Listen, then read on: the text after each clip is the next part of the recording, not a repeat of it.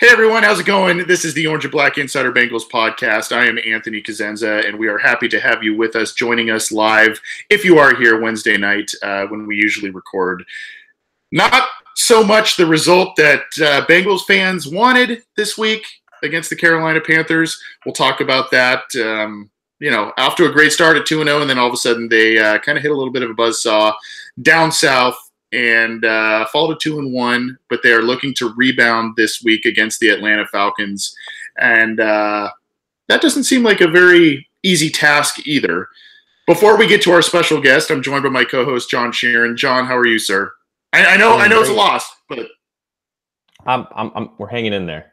We're hanging in there. We're still at the top of the division. I can live with that at the moment. Yeah, you know what? And it was not a great week for the Cincinnati Bengals as far as the division, because basically every team that they didn't want to win won, and they lost. So not a good way through the AFC North in week 3 for the Bengals, but they are atop the division, and they are heading to Atlanta for the second straight road game down south to face the Falcons. And to help us preview the upcoming game, a game that two exciting kind of offenses and two exciting teams that don't get to face off very much, is Gina Thomas with SB Nation and the Falcoholic. Gina, how are you, ma'am?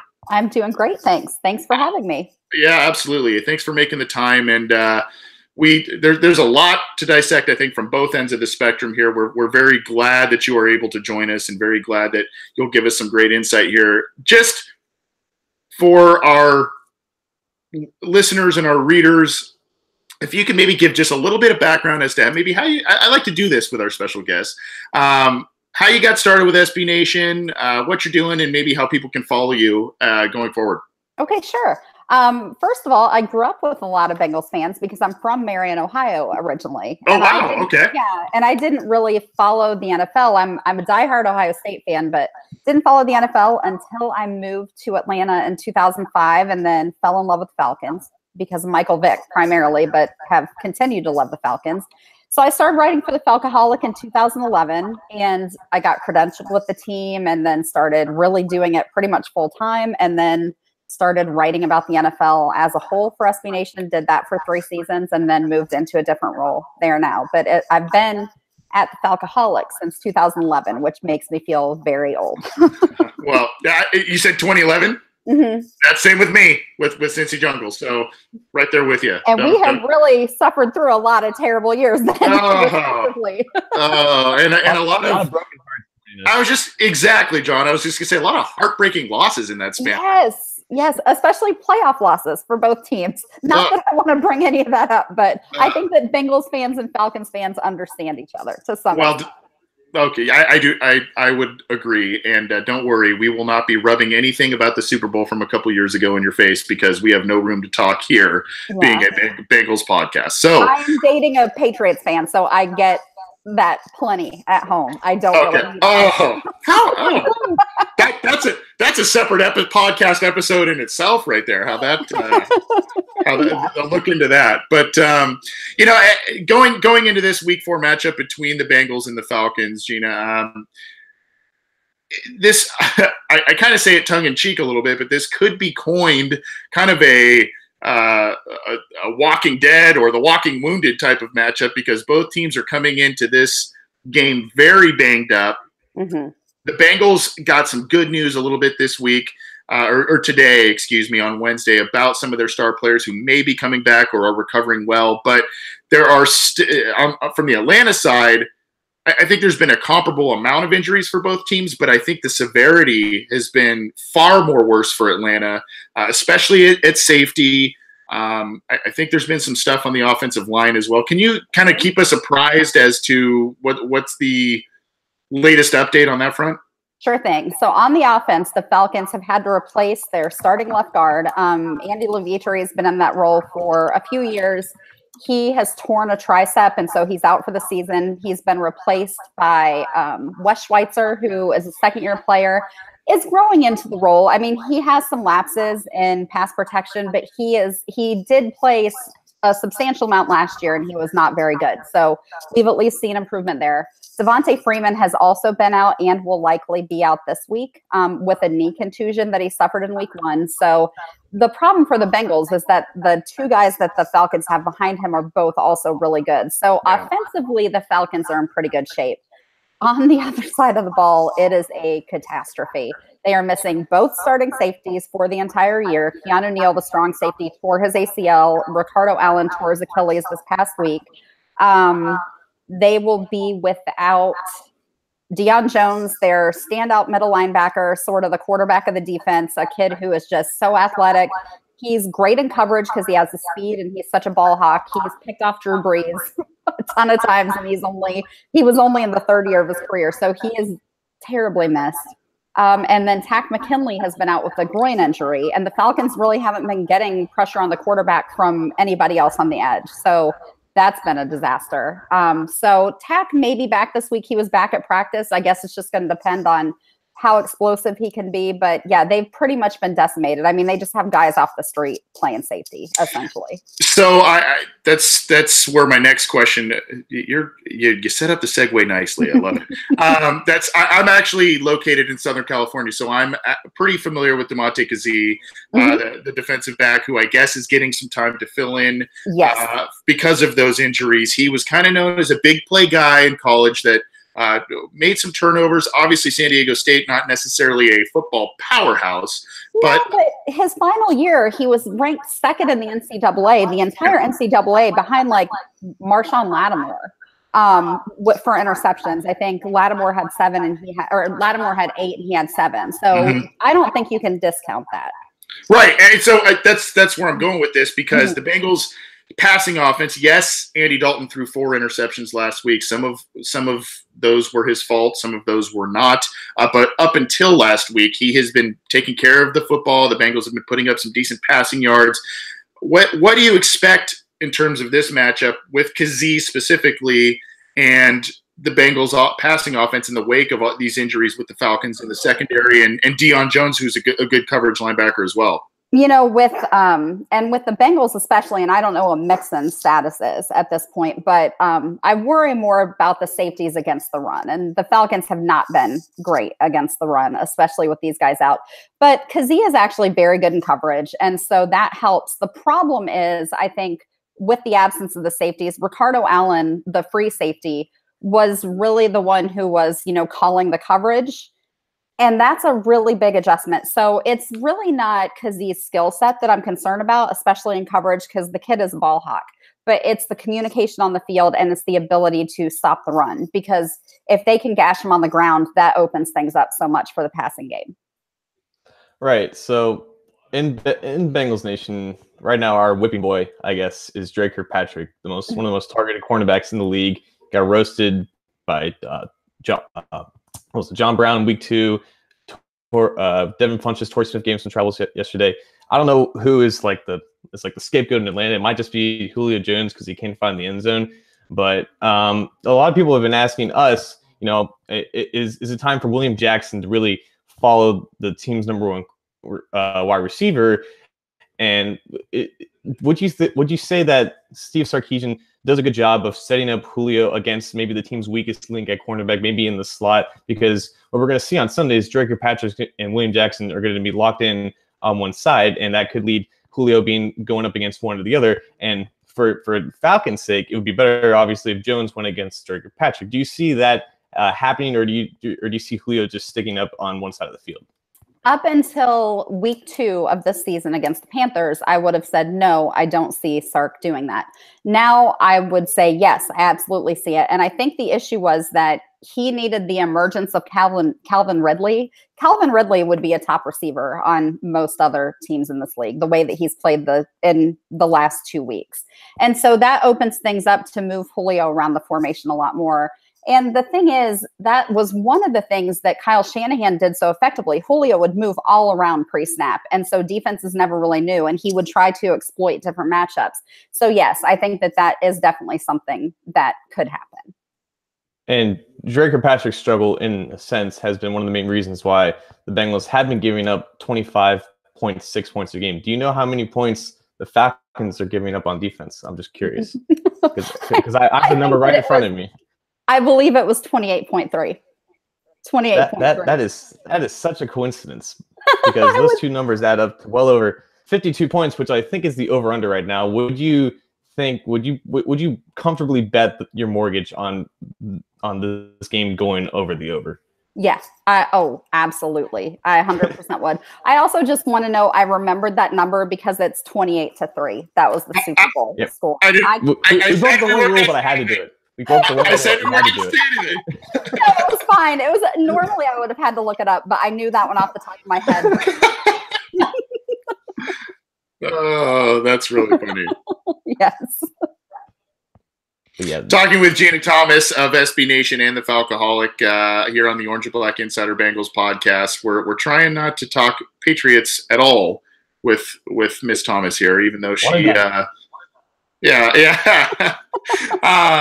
so we're grateful for her time and for her insight.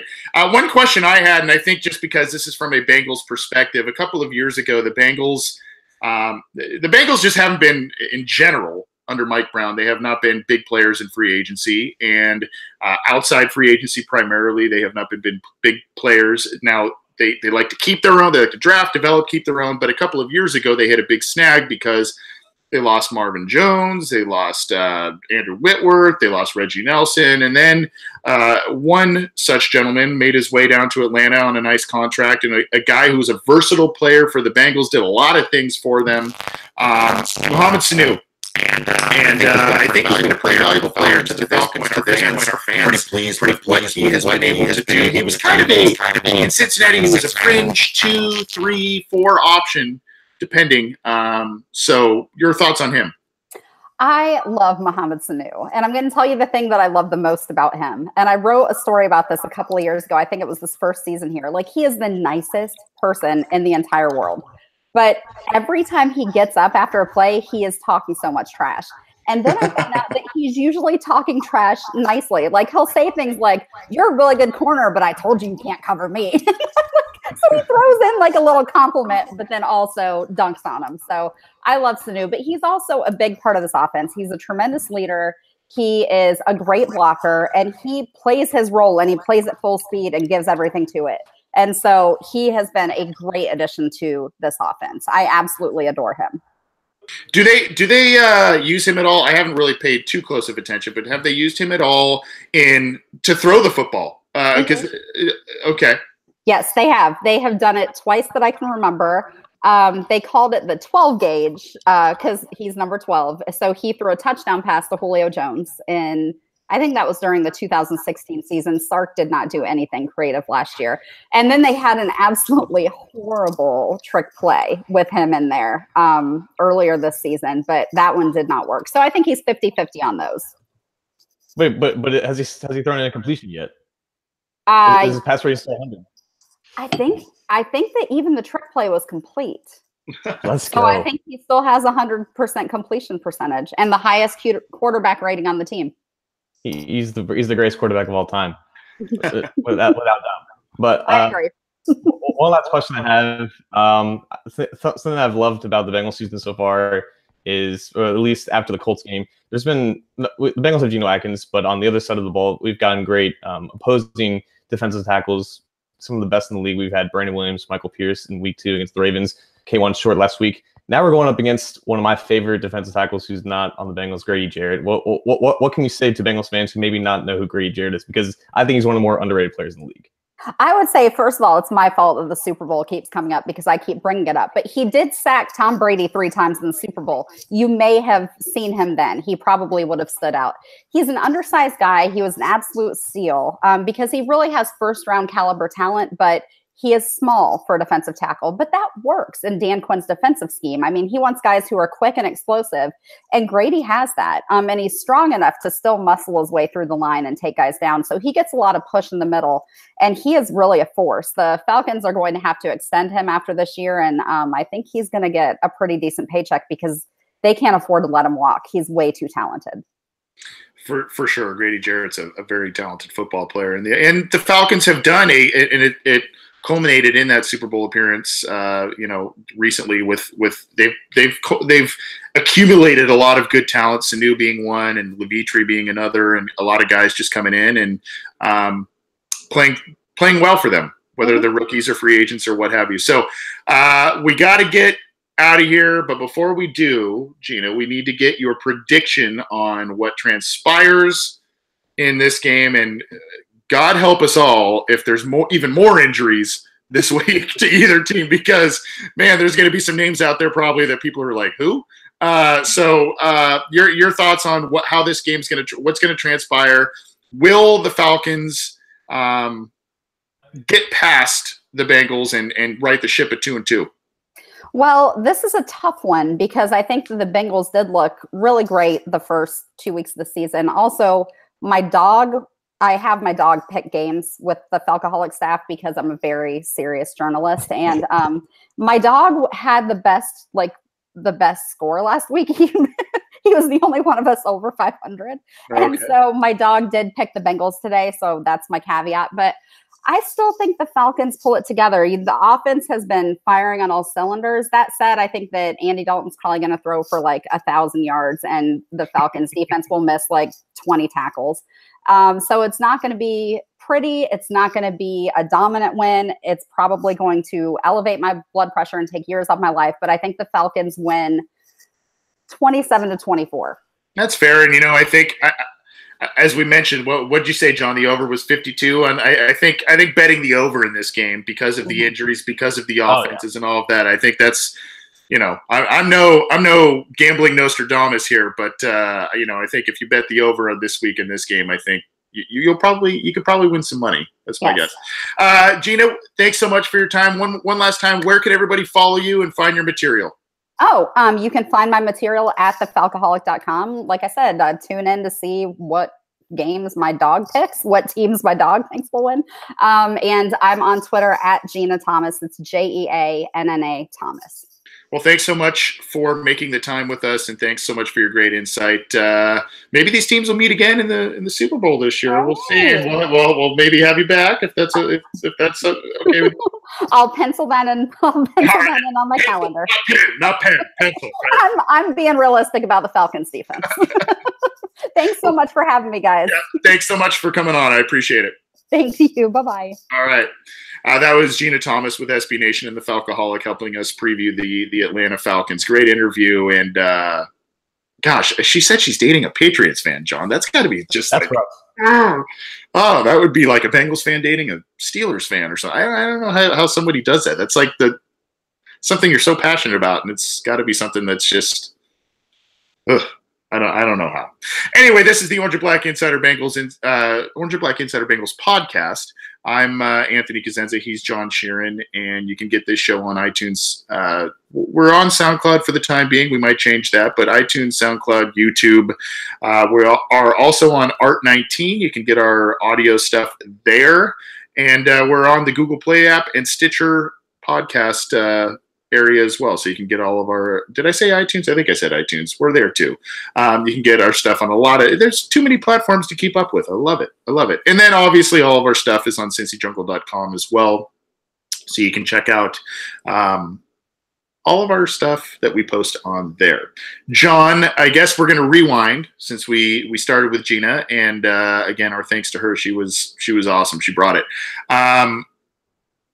Let's talk about the Panthers loss, and we can sit here and we could do our usual, best and worst and all this kind of stuff. And I kind of want to make it a little different, mix it up a little bit. I think there are probably anywhere from 3 to 5 things that we can point out as a specific aspect as to why the Bengals may have lost in Week 3 against Carolina. I mean, is Carolina a better team? Was it just the fact that they were on the road and played 2 kind of relatively exhausting games? Was it the injuries? Was it just a sense of, hey, maybe the Bengals are a better overall team in terms of overall talent, but it's just not a good matchup in terms of a versatile quarterback and scheme that they run? There's a lot of different things here. I'm going to ask you to pick one facet. And not necessarily like, Andy Dalton threw 4 interceptions or John Ross or whatever. Like kind of a macro perspective as to the biggest reason you thought the Bengals lost in week 3 among those that I listed, or maybe one that you have on your own. Yeah, I think it was more of the last point that you mentioned. The first drive of the game, everything was going great. The Bengals only had like 2 unsuccessful plays on offense. They were up 7-0. And then they got punched in the mouth. And that was partly because they were lacking personnel at linebacker. Obviously, they had Preston Brown and Vontaze Burfict out, and in their place was Hardy Nickerson and Jordan Evans, who aren't as physical against the run, but also and that's something that I wasn't expecting to say, because when I heard he was taking over an offensive coordinator for a Cam Newton-led offense, I thought that it would be a disaster. More or less, I didn't think that he would utilize the weapons that are in Carolina, and there's some raw talent down there, and we saw that raw talent in full force in the form of 184 rushing yards by Christian McCaffrey, and I think 230 total rushing yards by the Panthers offense. It was just a combination of lack of personnel up front on the middle of the defense for the Bengals and a diverse and versatile running game from the Panthers deployed by none other than North Turner out of nowhere. Very first drive of the game, the Panthers came out in some read option looks with some guard tackle counters that got the Bengals spread out in their light boxes and their nickel formations, and McCaffrey just gashed them all game and had very little negative runs, and those runs sustained drives completely and utterly, and all throughout the game, the Bengals just had no way to stop it because, again, personnel was lacking, and I think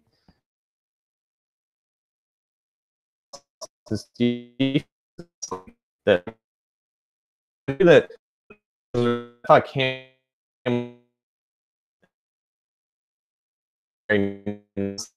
McCaffrey, amok all things. And that's exactly missed a lot of tackles. Josh Tope,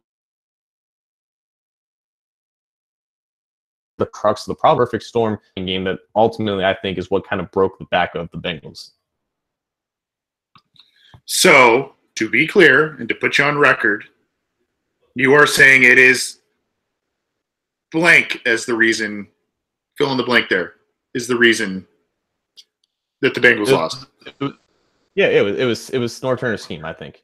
Yeah. North Turner's scheme. Yeah, and I think that of all of the things that I mentioned, I think all of them play a factor in it, and that's kind of this little game we're playing in the Bengals' loss is trying to determine maybe the biggest factor, and I do agree. I think the scheme is a huge factor into why the Bengals lost last week. Now, we're going to talk about a little something different about this game in just a second. But I guess my pick or my takeaway of this, aside from matchup and scheme, I got to say the injuries. And I hate to make excuses, John. I don't like to use the injury bug as excuses. And we've always lauded the Bengals as, this team that has great depth at the skill positions. But going into the game, right, Joe Mixon, not in the lineup. Billy Price, not in the lineup. Michael Johnson, not in the lineup. And you can say what you want about Michael Johnson, but when the rest of the team is not getting substantial pressure against Cam Newton, yes, he is an edge rusher, and yes, he's a guy that they use on third downs in creative ways, and he's also good against the run and setting the edge as a defensive end. That hurts to miss a guy like that. So you can say what you want about Michael Johnson and quote-unquote starter. He's a guy I think they missed. So you got Price, you got Mixon, you got Johnson, you got Preston Brown, you still have Vontaze Burfict out, and then in the game, you lose a bunch of guys, including your star wide receiver. Gio went in and out of the lineup a couple times. To me, I just think that it was a combination of the injuries and maybe going on the road a little bit.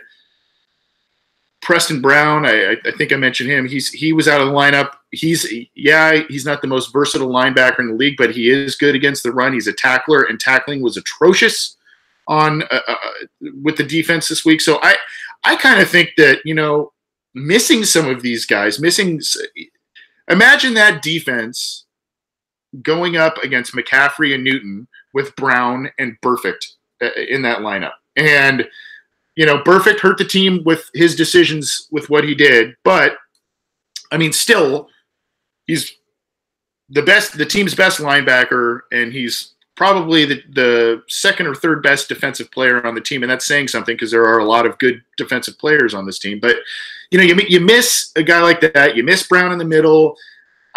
I don't know. To me, I just kind of felt like this game was a perfect storm. There were a lot of factors, a lot of which we mentioned. But I think that the injury bug, it was just too much to overcome. Yeah, the Panthers had their injuries, especially on the offensive line and some stuff as well. But the humidity, and I don't know. I kind of felt like the Bengals were too banged up. We're not close to full go, especially as the game wore on, and especially with A.J. Green missing from the lineup. I felt that was kind of too much for them to overcome. However, this is what I want to transition to and ask you about, John. I thought that the Bengals, regardless of the struggles on defense, and even with A.J. Green out of the lineup, I thought that the Bengals kept the game close. They, with all of how they didn't play well at certain stretches, the 4 interceptions, the 200-plus yards rushing given up, they still had a chance to kind of be in it late. Yeah, it would have taken a field goal. Yeah. And are you at least encouraged that this loss wasn't something where you're like, yeah, they were getting blown off the ball on defense and the run game and all of that, but are you at least encouraged that it was like, hey, this offense can score points if the defense isn't doing their thing? And they didn't really quit. They didn't really give up this week that we've seen from the couple of years past. When they got down, they were just like, oh, all right. I kind of was a little bit encouraged from my end, seeing that they were like, hey, we're still in this. We're still in this. Even if we're down 10 points, 14 points, they made a game of it. Be competitive for 60 minutes when the turnover margin is 4 against you. Then technically it was 3 because the last interception came with no time on the clock. So a 3-0 turnover margin and keeping it a 1-score game at the impressive zone on the road. All those are commendable. And I think another thing that is worth mentioning is that Green went out, I think, with 13 minutes a quarter, 21 points without their best player, which I think is also noteworthy, going up against a defense that is led by the best linebacker in the game, and Luke Kuechly tried to stuff out a lot of Bengals plays on offense. So the offense, even with Ross's struggles and Dalton's miscommunication on that 3rd interception, offense still put up 21 points and kept the whole team in the game, and that was thanks to contributions by Tyler Eifert, which we haven't seen in a while. C.J. Uzomah stepped up in a little bit. Obviously, Tyler Boyd had a great fight with Green. Hopefully we get AJ Green back against Atlanta, because I don't know if he's good enough to be the first option. But regardless, there were encouraging signs for sure. And this is not that kind of loss where the sky is all of a sudden falling out of nowhere, because the Panthers have proven to be a quality team, and again, North Turner has proven to be a quality play caller. And there were still encouraging signs in a game where it seemed like a lot of things went wrong. Yeah, and I want to echo those sentiments from a comment we received in the live YouTube chat from Bengals fan 18. Not getting that fumble recovery and the almost blocked punt were missed opportunities, and unfortunately both were on Sam Hubbard's shoulders. Mm-hmm. That's the other thing, and we're not here to wave the flag of moral victories and all that kind of stuff, because that's, that you can feel better about that if you want, but that's not really, that doesn't do anyone any good. But I think where we're going is, this was a closer game maybe than 10 points suggested, and even with the struggles, the 4 turnovers by the Bengals and the none forced by the Bengals defense, you kind of got to be like, hey, tough game because you're going on the road. You won 2 straight. You're banged up. I just kind of feel like you got to be like, hey, first of all, this is not going to be a 16-0 team. Sorry. And they obviously are not now. But I think you got to be like, hey, there's still kind of a different vibe even in a loss with this team, right? Mm-hmm. No, for sure. And that was kind of echoed by what I think it was Drake or Patrick's comments. They didn't have Mixon, they didn't have Price, they didn't have Preston, they didn't have Vontaze, all those kinds of things. And yeah, like I said, like I wrote for Since the Jungle, there was like a 4-play stretch that kind of really decided the game, and it was personal foul or unnecessary or what an unsportsmanlike conduct, the almost blocked punt, and then the sack that led to the interception. That kind of really turned the whole game. And with it being early in the season, there's obviously still a great sense of optimism because they are still in a better position than where they were last year. And it's kind of fresh in their minds. But yeah, I definitely think that this team has an attitude to quickly turn it around against another team that will put up a lot of points on them on the road. Yeah, and we'll get to that in just a second as well. We want to give we'll give some of our thoughts as well as what some of the thoughts from Gina Thomas, who joined us from SB Nation and the Falcoholic, are thanks to her. Any additional thoughts before we move on? We've got I've got a couple other topics on the table here, John. But any additional thoughts or anything else you want to add about the Bengals' loss to the Panthers? So I talked a little bit on Twitter or on CJ about the pass rush, and specifically, it's hard enough to sack Cam Newton in itself because he's such a great manager of the pocket. Not only the fact that he can run, but he's just hard to tackle. He's kind of like Big Ben in that sense. But I think I initially said that the majority of the pass rush didn't pressure Cam Newton enough, and I kind of want to retract that a little bit because reviewing the tape, Geno Atkins did do a good job of hurrying him, just didn't finish him, and Carl Dunlap and was the Bengals only played, I think, less than 20 snaps on defense, but still had a number of rushes. So pass rush, too much to be concerned about going up against a quarterback who's more stationary, Matt Ryan. Yeah, and you mentioned, I think, both Carlos Dunlap and Carl Lawson. I just want to say, for those of you who are on Twitter, I think it's John Ledyard who is on Twitter. He did a sequence of a number of different snaps that Carl Lawson, and this goes to credit you as well, John, because you had mentioned this I think a couple weeks ago on Twitter about sacks. They only tell half the story because he's pressured. He just hasn't wrapped up and brought the quarterback down. Lawson, being Lawson that I'm talking about here.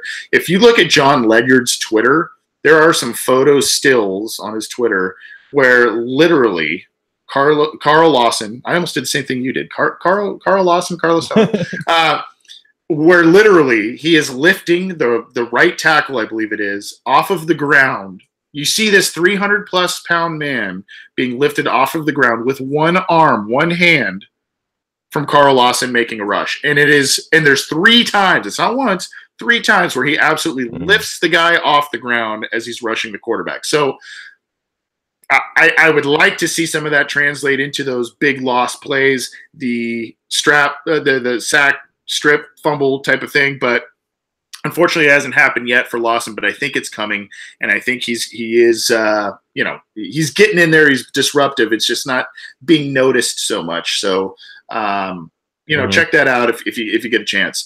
This is the Orange and Black Insider Bengals podcast. He's John Sheeran. I'm Anthony Cosenza, and we are so happy to have you with us this week.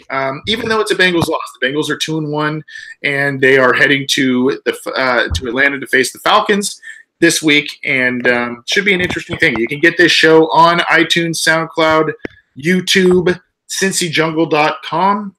You can also get it on Stitcher, Google Play app, and all kinds of other places. So we ask that you subscribe and check us out. We appreciate all of the support that you've shown this program over the past couple of years that we have started it.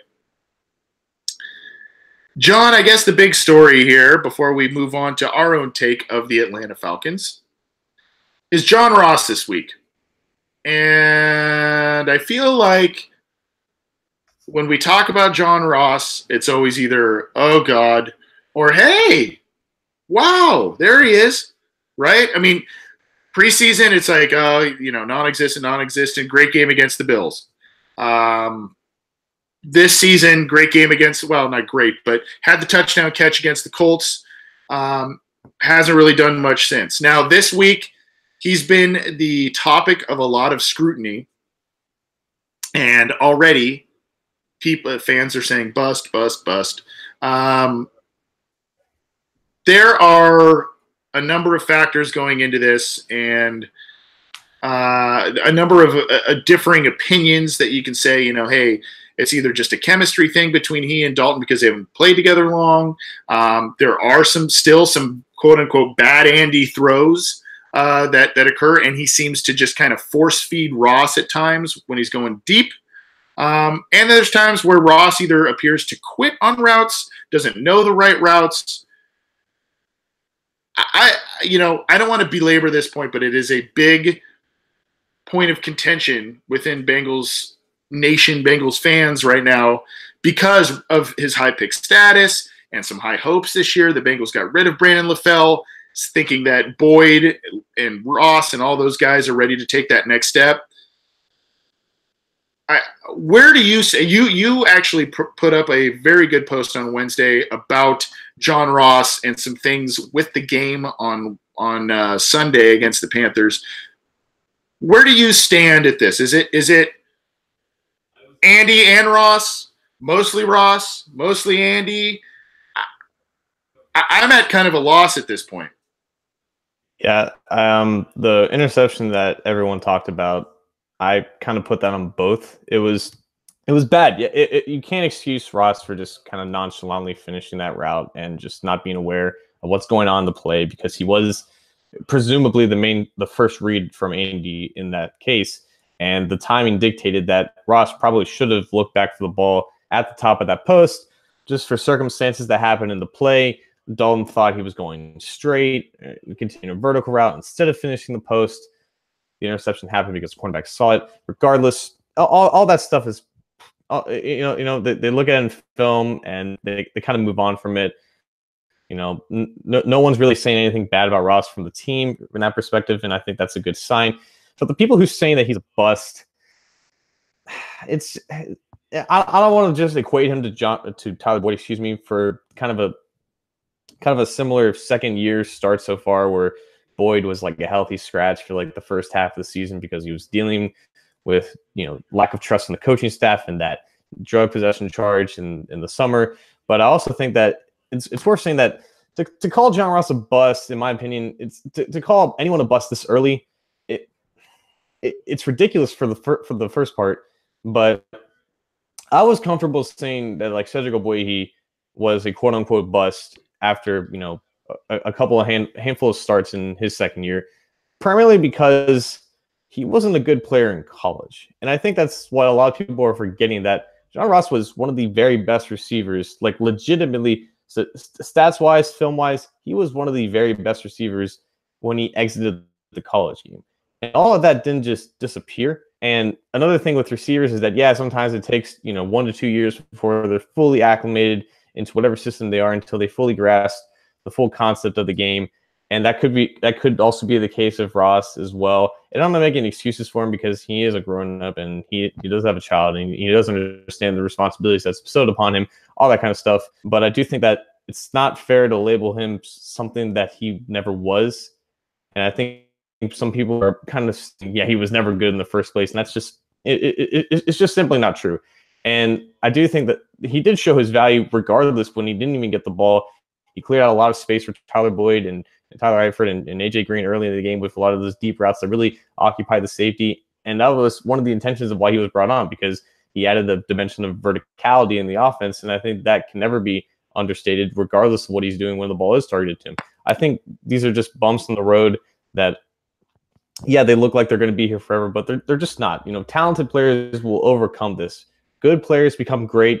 Bad players stay bad. I don't think John Ross has ever been a bad player. I don't think he's ever been not talented. These are just things that are unfortunate, but they're also things that we can all move on from. And to label him as a bust is it's just plainly inaccurate and stupid. I wholeheartedly agree with that last sentiment there. And the reason why I agree with that last sentiment is because this guy's played six regular season NFL games? 6. I mean, can you sit there? I mean, if you're think about it. Think if you're really on a job, on your job for 6 weeks, 6 months. I mean, you're gonna have hiccups. You're gonna have mistakes. That's going to happen. There's a learning curve that happens, and unfortunately for him, I really liked the pick when it happened, but yes, I felt that number 9 was too high for John Ross. I just I felt like he was a little overdrafted, and the Bengals needed and were desperate for a supplemental weapon opposite of AJ Green on the outside who could bring speed and all of that. And because this team was very slow and this team needed some sizzle on offense, I thought that was a good pick at the time, regardless of even if it starts to pay dividends 2-3 years down the road. Here's the thing. The Bengals, when they draft a lot of guys, whether it's first round, second round, they not only do they not always play these guys right away, but sometimes their biggest impact happens 2-3 years down the road. And that's because either they get the opportunity, they fill in for someone that's injured. Dre Kirkpatrick's been a favorite whipping boy lately, but if you remember when the Bengals defense and their cornerback situation wasn't all that great a couple of years ago, I'm thinking maybe 14-15. I'm thinking that Denver Broncos game against Peyton Manning that got him into around Christmas time, that got him into the playoffs. Dre Kirkpatrick had an amazing game, and Dre Kirkpatrick finally got to show that he can make some big plays at that time and help the team. Now, unfortunately, it's been a lot of missed opportunities for Dre Kirkpatrick lately, but that's just one example. Carlos Dunlap was a guy that they didn't play for half of his rookie season. He played for the other half, exploded. Obviously, one of the best pass rushers in team history. So I just think, even though, he's a number 9 pick, even though, this offense has been a little vanilla in 2016, 2017, and you want to see that sizzle this year, I think it's 6. He's played 6 games, guys. I mean, I can't stress that enough. I think we got to kind of say, hey, I think it would be a very big shame if the Bengals didn't have AJ Green, if they didn't have Tyler Boyd, if they didn't have both of them, and they were relying on Ross solely as the guy going forward, because that pressure would be immense. Thankfully, he has guys like that in front of him, and thankfully, those 2 guys seem to be taking him under their wings. And I think that there's a lot of good that can come from that. Now, John, the other thing that I've always thought about, not only with Ross, but I go back a few years when the Bengals had Andrew Hawkins. Now, Andrew Hawkins was a fast guy, but he was a little bit more quick than fast, smaller than Ross. Yes, a little different skill set than Ross. I think Ross is a bit more dynamic and can do more things than maybe Hawkins. But where I'm seeing this is, I would like to see the Bengals do some of those shovel passes, the drag routes, the easy plays that'll get him the ball in his hands. He can do the yards after the catch things, and that not only, number 1, plays into his skill set, but number 2, I think it builds his confidence. And I think that those are 2 critical aspects that should be thought upon about John Ross and his contributions to the offense. I want to get your thoughts, but I just want to footnote that with saying I'm not complaining too much about Bill Lazor's offense, because the offense hasn't largely been the problem. They've put up points. They've been able to overcome a little bit of the Joe Mixon injury, and they've overcome some things. Yes, there's some dry spells, but he's getting a lot of people involved. My thing is with Ross, I think he can do some. It doesn't have to be decoy deep ball or deep ball to him, or something like that. It could be something that's controlled. It could be something that is almost a run play that's a pass. And I think you could use him effectively that way. Your thoughts?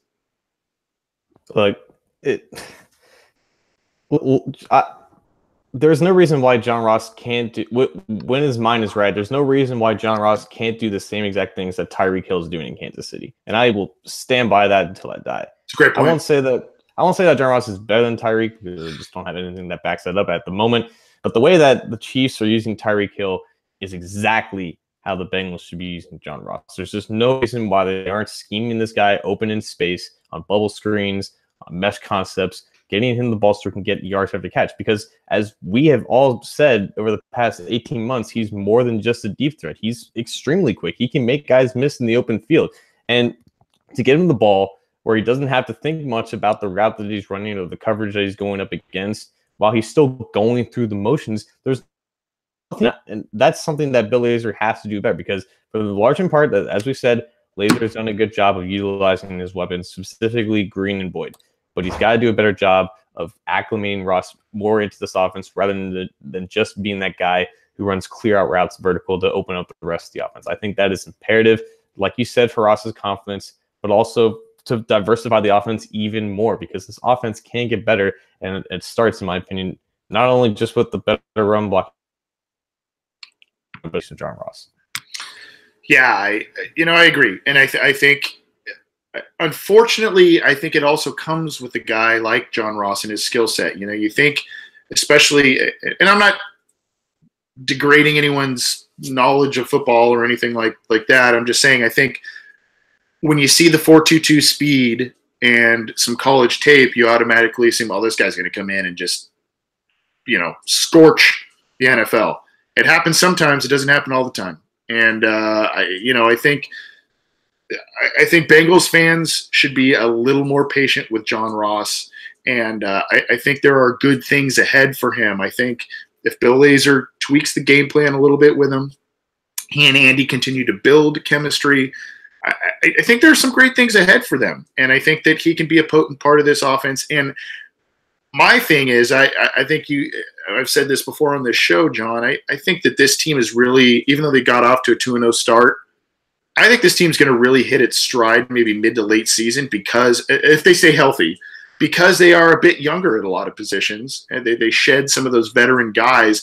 I think that some of these young guys then will start to get, their legs under them, and they might show some growth. I think Ross is one of those guys. I mean, you have to figure his rookie year was basically a wash, and he hasn't played in a lot of games, and I think we need to pump the brakes on the criticism a little bit. And I think that some of the things that we're seeing that are frustrating, the running a wrong route or a perceived giving up on a play, things like that, that's part of a rookie receiver. He's not a rookie in terms of years in the NFL, but he's a rookie in terms of games played. And I think that needs to be taken into account. And thankfully the Bengals have some other weapons to rely on in the offense here.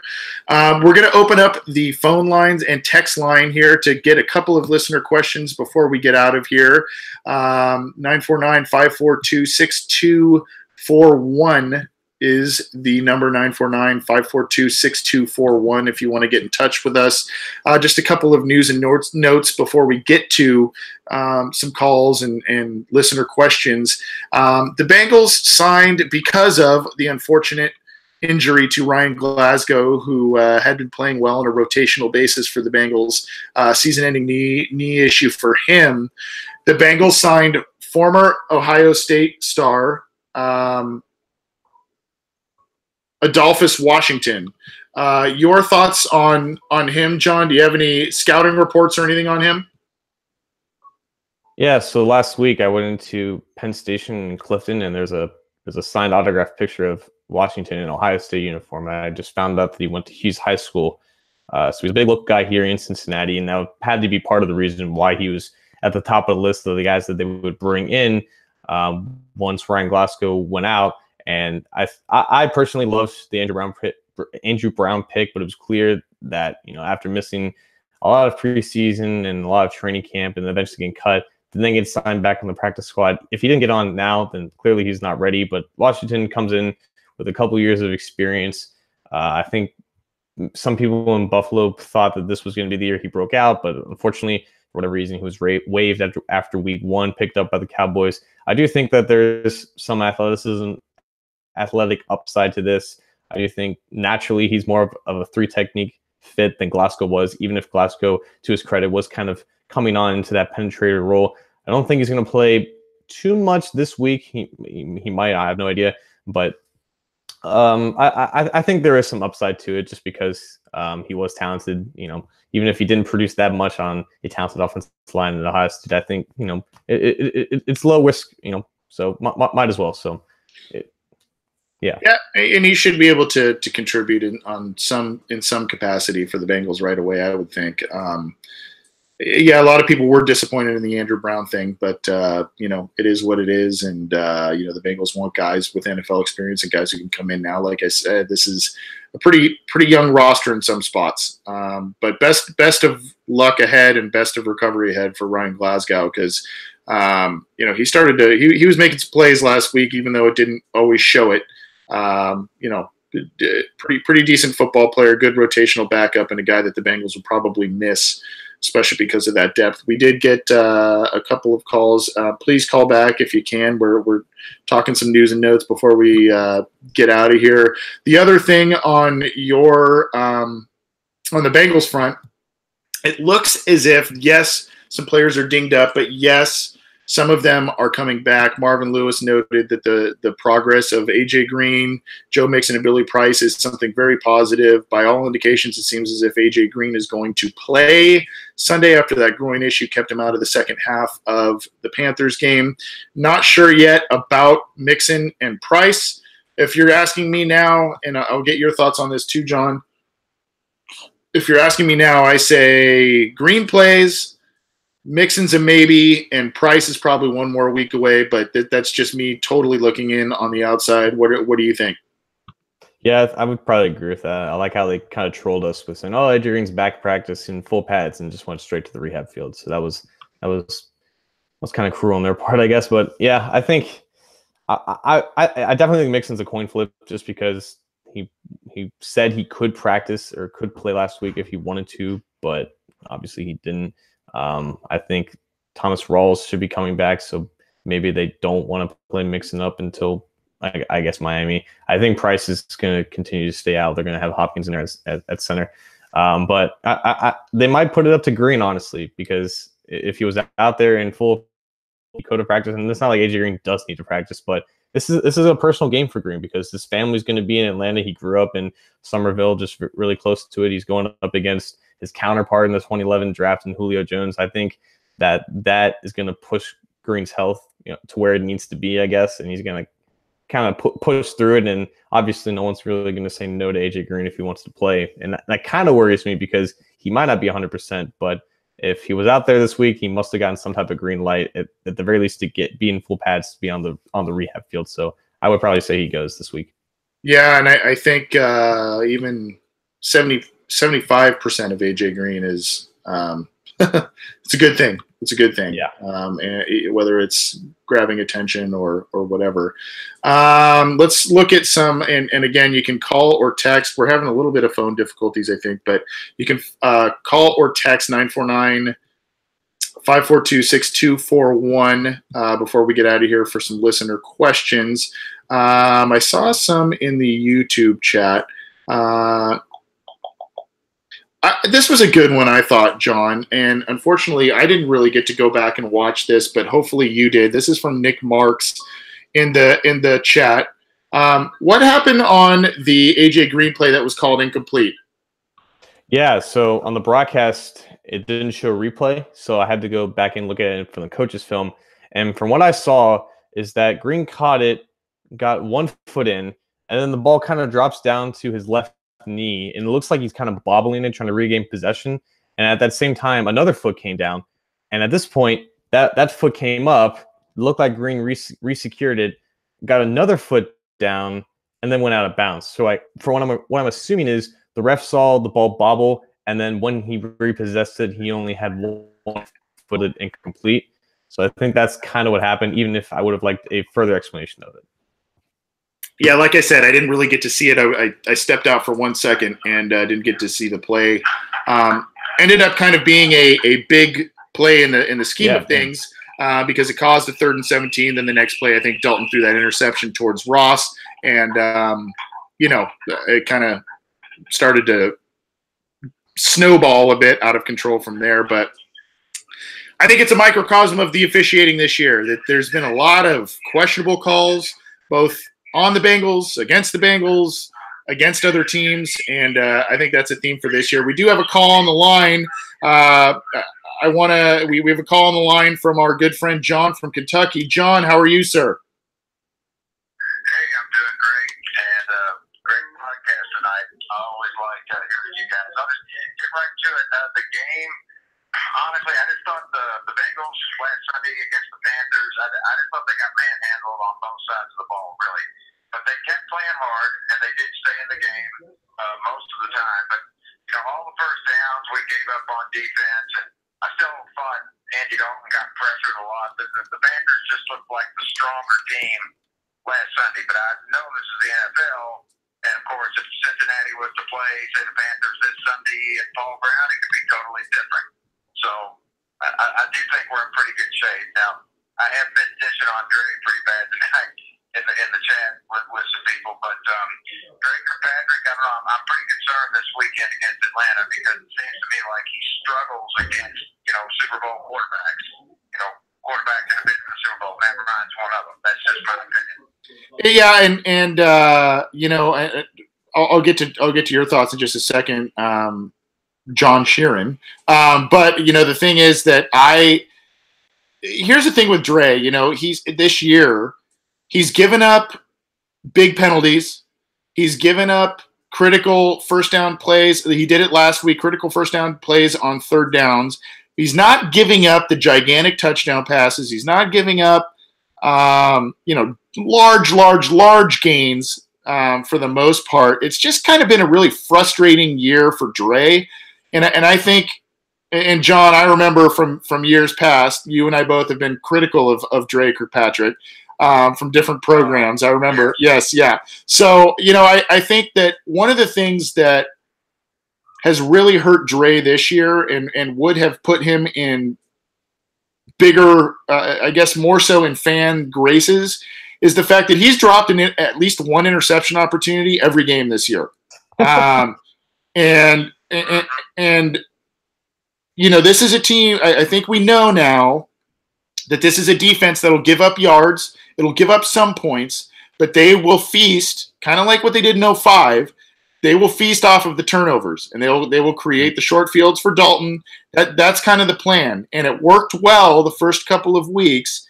And when they didn't do it this week, and then Dalton turned the ball over more, it really bit them in the butt. And I think Dre has got to learn and got to figure out how to hang on to some of these interceptions. I'm sure that's stuck in your craw, right, John?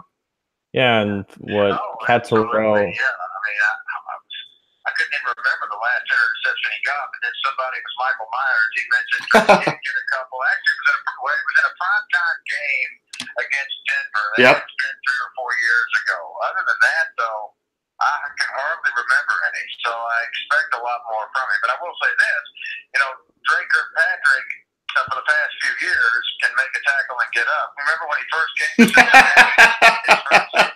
Oh, man. He'd make a tackle, and he looked like he'd been hit by a car. He'd lay there. And they'd have to help him off the field. Then he wouldn't play for 6 games. Then he'd come out, he'd play again, make one tackle. Down he goes. He can't get up. And I thought, man, they drafted this guy in the first round. This is unreal. Yeah. So he is past that point. But like you said, would really appreciate it if he could get some turnovers. It would greatly help us out when we need it. Yeah. Well, thanks, John. We're going to take the rest of this question off the air and try and get some other callers in. Appreciate the call and appreciate the support, sir. All right, guys. All right, who day, buddy? John, yeah, well, there was 2 Johns there, so that got a little confusing. So, but I do want to get your thoughts on Dre, because obviously now, I mean, these are footballs that are hitting him right in the chest, right in the hands. I mean, these are gimmies, and Cam Newton gave him a gimme last week. He didn't do it. Now, again, who knows if what that would have done, but it was a little bit of a microcosm as to the Bengals afternoon against the Panthers, because they missed that block punt, as we mentioned earlier. They missed that fumble recovery. They missed that interception. Your thoughts on Dre? I mean, like I said, he's not giving up the long ball touchdowns. He's not giving up, 50-yard plays routinely, but he's giving up 15, 20 yards on 3rd and 11. He's giving up he's letting things happen and move the sticks, and he's not making the interceptions to kind of atone for those things. Yeah, and because he's not getting burned deep, that's why there's nothing really Jesse Bates or Sean Williams can really do for him over the top. Like, people have asked me, like, can they shade a safety over towards Dre's side to give him help? How is the safety going to help if they just keep burning him underneath? And because the dude, on 3rd and long doesn't play to the sticks. He plays like 4 yards past the sticks, and it allows just an easy first down completion. Like that happened multiple times against Carolina. He tackled, I think it was Torrey Smith, like 2 yards past the first down, and then like held his fist up like it was 4th down, and he's like, "Oh wait, crap! It was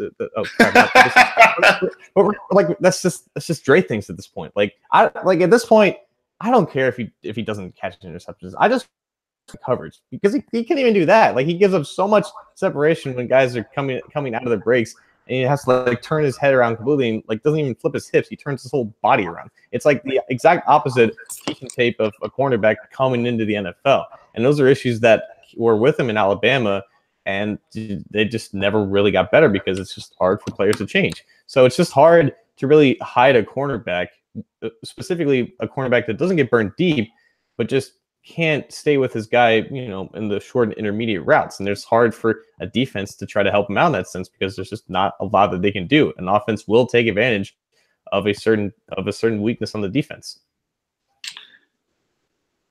Yeah, and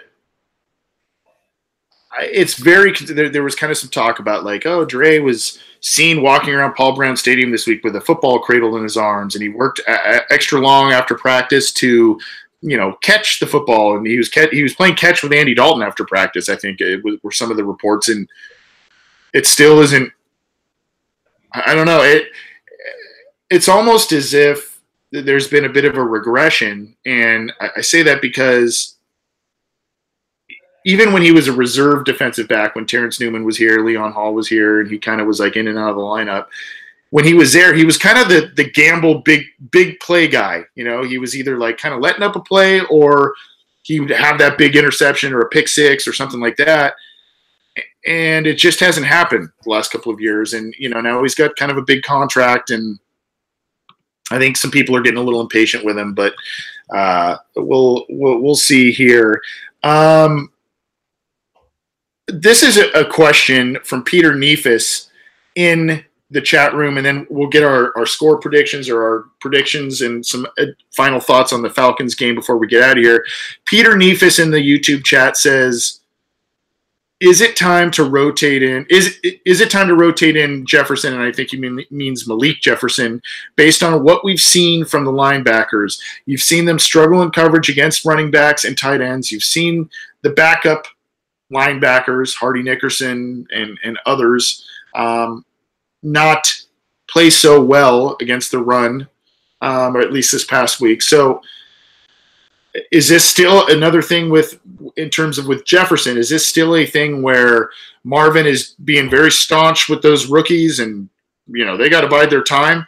Or is this kind of a time to say, Marv, you've made some changes in terms of this team and who you are this year. Maybe it's not maybe it's not the time to be so prideful and let a guy like Jefferson get in there, because quite honestly, I don't know what there is to lose, especially when you're still missing potentially Preston Brown and Vontaze Burfict. Yeah, so Jefferson, I think the whole thing with the Bengals linebackers essentially is that you notice the difference so much with them because traditionally the Bengals defensive line doesn't make a lot of impact plays on the run. They're really gap oriented, but they don't shed a lot of blocks up there. And it's really up to Burfict for a lot of those times to make plays on second level blockers and track down running backs, whatever, on outside runs. And as we've seen without him, whenever he's not out there, guys like Visual and Jordan Evans and in this case Hardy Nickerson, they can't really pick up the slack. And that's why these long runs kind of happen.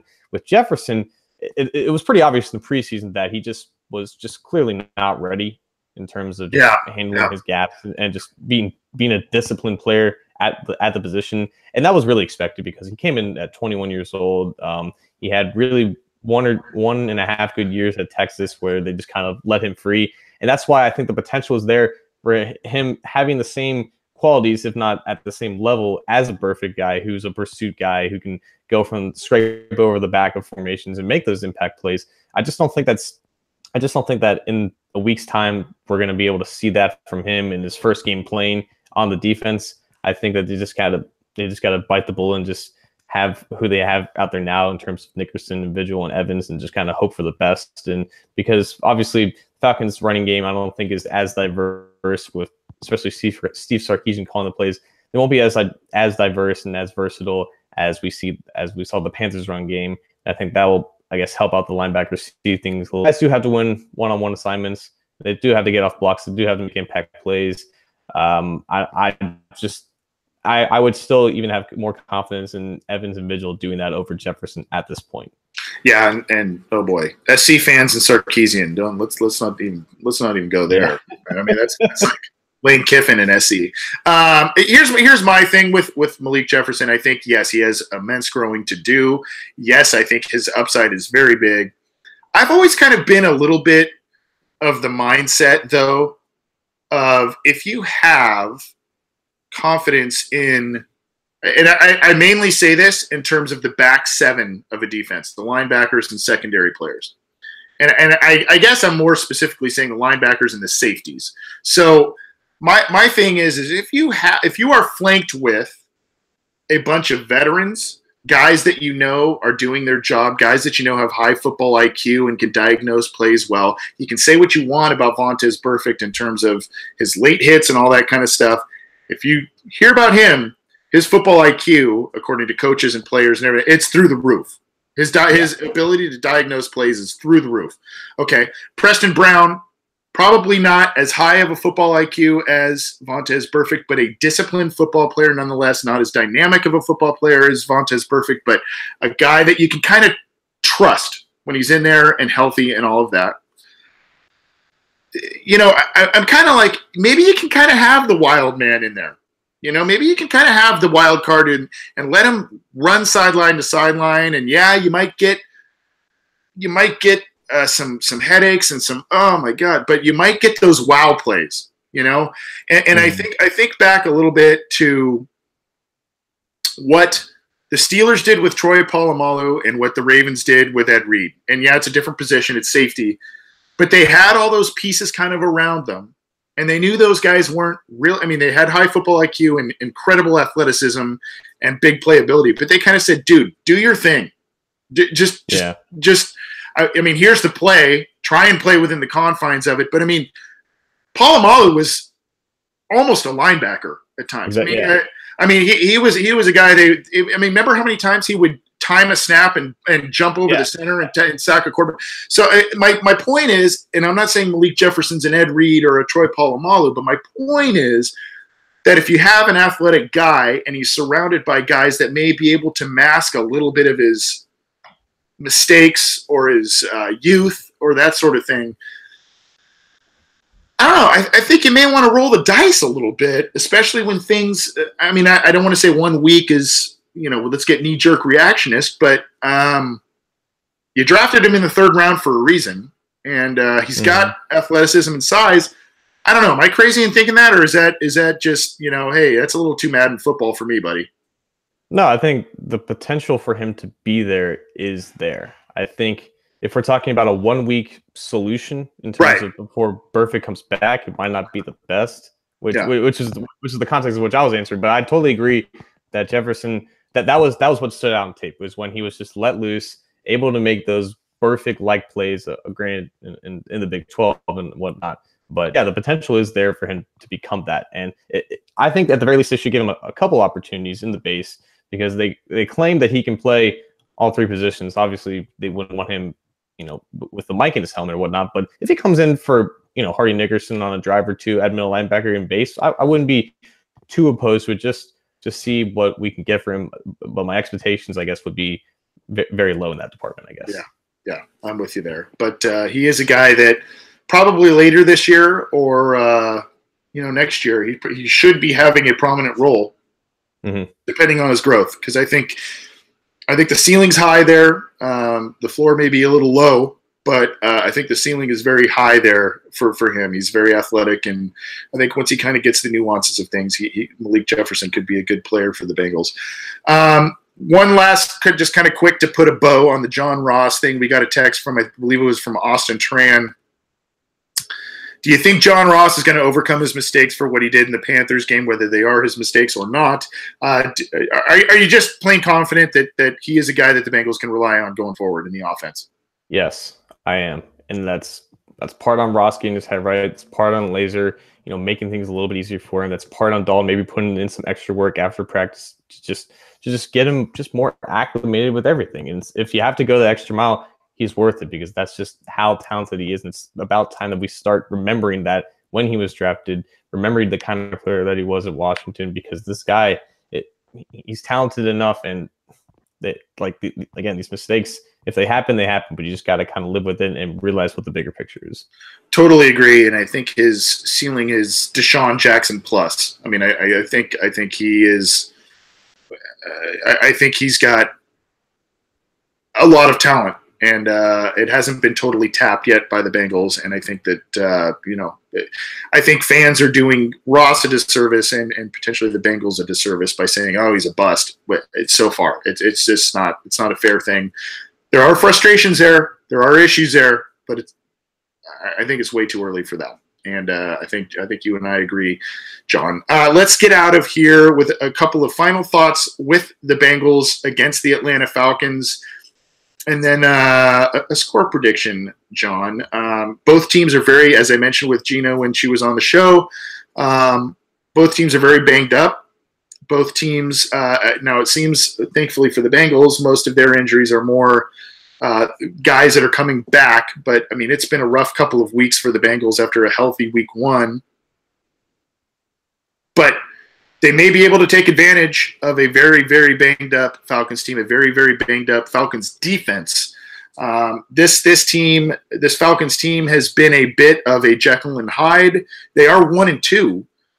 Which is a little surprising for this team, but the Bengals are on the road for the second week in a row, and it's not going to be an easy game. It's not going to be an easy game, in my opinion. You just give me a couple of keys, a couple additional thoughts, and your score prediction for this game before we get out of here, John. I will be less upset if the Bengals lose on the road to an offense that's capable of exploding on anybody like the Falcons. I would be less upset if they lose than if they allow Julio Jones the end zone, because I won't be able to take the memes, primarily just because of the narrative that Julio Jones is allergic to the end zone. But yeah, it's not the same sentiments that I got from the Panthers game. I had just different fears about that. It's just that, I'm not, quote unquote, I am scared of the Falcons offense because of what they can be. I'm just not scared at all about Sarkisian and what he can do. But at the same time, the Falcons can easily put up 28 to 34 points on the Bengals defense, and I wouldn't blink an eye about that. I don't know. This seems like it'll be closer in terms of score than what the Panthers was, or just in terms of what the game was. And I know the spread's I think +5 for the Bengals, and I don't know. It would feel weird if I were to predict a win, just because of everything that's going on, just because of it being on the road. And plus another thing, now I have to rewire my brain and just think that, okay, it's the uncommon games that Dalton isn't going to be too hot in, because that narrative completely flipped under Bill Lazor. So now I just have to assume that an uncommon game with still some injury concerns against a team that I'm not sure they're going to be able to outscore. I'm going to say, I don't know, 7 Atlanta. What was it? 30-27 Atlanta. Atlanta, okay. Would not surprise me at all if that's true. If that comes to fruition, would not surprise me at all if Atlanta wins the game at home in the Dome. There are just, I think, the safety depletion among the Falcons is a big, big thing. I think the loss of Deion Jones is a huge loss for Atlanta. I think Andy Levitre is a huge loss for Atlanta. I also think that despite Matt Ryan's arm, the talented weapons he has around him, no Devontae Freeman potentially. I think that's a big thing. But I think he is the style of quarterback they are able to get after. They are able to sack. And I think that's something that, yes, Atlanta will put up points. Yes, they will put up yards. But I think that you look at week one, Luck is relatively mobile, and he showed it. But he's still kind of more of a traditional pocket passer. Flacco, absolute pocket passer. They face the scrambling guy and a guy who runs the RPOs, the run pass options and option plays, pitch outs, all that kind of stuff. And Cam Newton, they struggle. I think Ryan he's in the mold of a Flacco. He's better, but he's in the mold of a Flacco in terms of a traditional pocket passer and a guy that the Bengals defensive line usually feasts upon. I think, and I said this last week, John, I think if the Bengals can get out of this first month without Vontaze Perfect, suffering some of these injuries, and given what they did in 2016 and 2017, if they can get out of this month at 3-1, good things are ahead, and that's a very good. You got to be stoked on that. I think they do it. I would not be surprised if they do not, but I think they do it. Probably close, probably a shootout, and this is again going on my past assumption that I said earlier on the show that Green plays, Mixon and Price probably do not. I don't know that for a fact. We'll have to see later in the week, and some of those will probably be game time decisions. But I'm looking at injuries on both teams and where they're at, guys who could be coming back to both teams. I'm looking at kind of a different matchup issue or scheme issue that the Bengals face in terms of, especially on defense. I don't know. I like this week more than I liked last week. I feel like the Bengals kind of have a better chance this week to win than they did last week for a variety of reasons. And I'll probably say the same score you did. What was it? 31-27, 34-27? I said 30, but 31 actually does sound a little bit better. Yeah, I'll Price is right, Joe. I'll go one up, and I'll say 31-27 Bengals though, because I don't know. I think they've got enough to get past this week, and then all of a sudden you get Perfect back, maybe some of these guys from injury back, and then you're kind of firing on all cylinders again. I hope that that's the case, because I think 2-2 is okay in the first month, especially for a team that hasn't done well the past couple of weeks. But I think 3-1 is a big difference from 2-2, especially with this first month of the schedule. So, any final thoughts before we say adios, Senor Sheeran? Yeah, good teams win, great teams cover. I do expect the Bengals to do that. Also, if Gio Bernard does get the start again, the Saints are really suspect against covering running backs out of the backfield in the passing game. I would expect at least 6 or 7 catches for Gio, be able to do a lot of damage after the catch there. I think he's going to have another good game, so start him on your fantasy. Also picked up Austin Hooper off the waiver wire, the Falcons tight end. It's just my tradition to go with the opposing tight end against the Bengals. But yeah, it should be a fun game regardless. You know, I like Atlanta. They're one of my favorite teams to watch in the NFC, just because we share similar bad luck in clutch moments, I guess. So it'll be fun to watch, and it's a better matchup, I guess, in terms of the overall scheme of things for the Bengals to come out on top. And Kevin Evans in the live YouTube chat, good follower and listener of our program. Good to hear from you, Kevin. He said, no, this is kind of it seems like an estimation of a stat, but I'm sure he's pretty well on the right track here. Food for thought: Atlanta hasn't fared well against AFC opponents at home over the past 2 years. I think 1-9 or something like that. I haven't done the research. I love when people do the research for us, and I'm going to rely on you, Kevin. I'm going to say that's pretty good research. So we'll see what happens. And regardless, it should be an entertaining game. I thought, even though the Bengals lost against Carolina, I thought that was an entertaining game in general. I just thought that was, there's a lot of scoring, a lot of big plays. Yeah, it didn't fall the Bengals' way, but they were kind of in it towards the end. And I think that's going to be the story of this year's team, regardless of the record, regardless of the outcome of particular games. I think they're going to be there. I think they're going to be in it.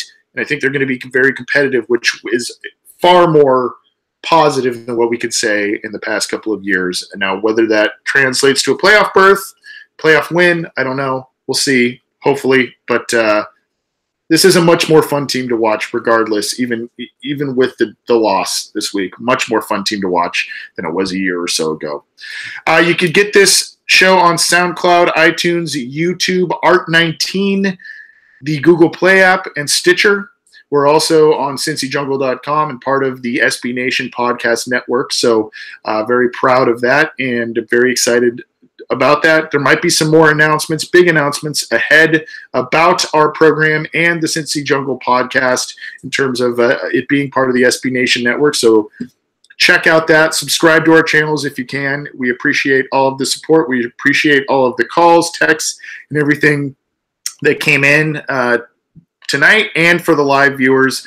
Our big thanks to Gina Thomas from SB Nation and the Falcoholic, which, by the way, that I didn't even talk about that. That's a freaking fantastic name for a blog. It's a top 5 around. That's, I mean, not that I hate Cincy Jungle or anything like that. It's a good one, but the Falcoholic, that's just like, oh, that's a great one. She brought a lot of great knowledge and inside info. So we were stoked to have her, and we appreciate her coming on the program, and we appreciate you listening. Again, for John Sheeran, I'm Anthony Cosenza. This has been the Orange and Black Insider Bengals podcast. Enjoy week 4. Enjoy the rest of your week, and Hoo Day.